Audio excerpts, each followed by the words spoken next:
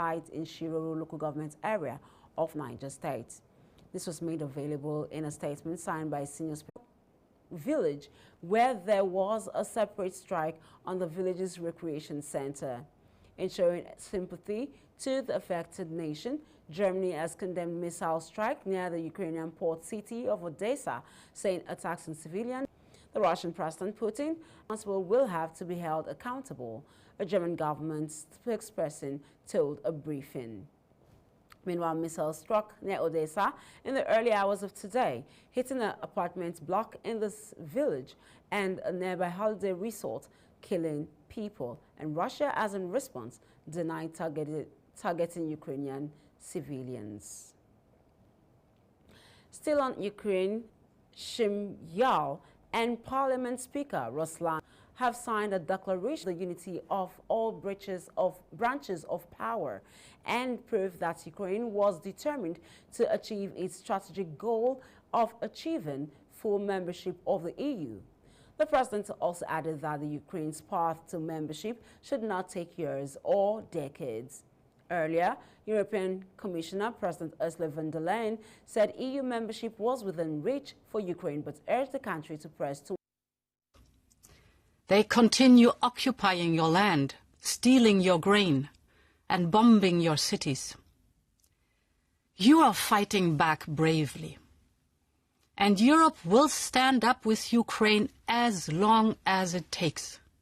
We will not rest until you prevail. Ukraine applied for EU membership just 5 days after Russia's February 24 invasion, and the 27-member bloc accepted its candidacy on June 23 in a strong defended China's one-country, two-systems model of ruling Hong Kong and has worked in protecting the city and must continue long-term. The Chinese leader mounted a stern international criticism. Hong Kong was marking 25 years since Britain returned the city to China, and it is under tight security as it owes Xi, who is on his first trip outside the mainland in 2 years. The one-country, two-system principle arose out of an agreement between Britain and China. This is World Now at 4 on Hills TV. Up next is Business News. Do stay with us.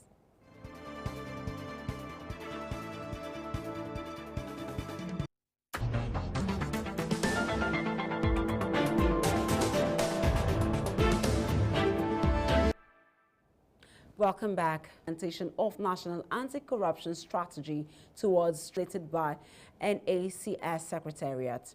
The NDIC chairman said collaboration through effective sensitization on components of NACS, particularly the national ethics and of the federal government amongst top echelons of government agencies. Meanwhile, the managing director, chief executive of the NDIC, who was represented by the executive director operations, Mustafa Ibrahim, has commended the initiative of the NACS Secretariat at embarking on the sensitization of board and senior management of agencies on such an important national policy of government. And moving away from that story, we'll bring you this one, which says Russia has begun shipping grain from occupied territory in Ukraine. A vessel carrying 7,000 tons of cereal left Ukraine's Russian-occupied port city of Berdyansk on Thursday and was heading to friendly countries. Yevgeny Balitsky, one of the officials, said Kyiv has for weeks accused Russia and its allies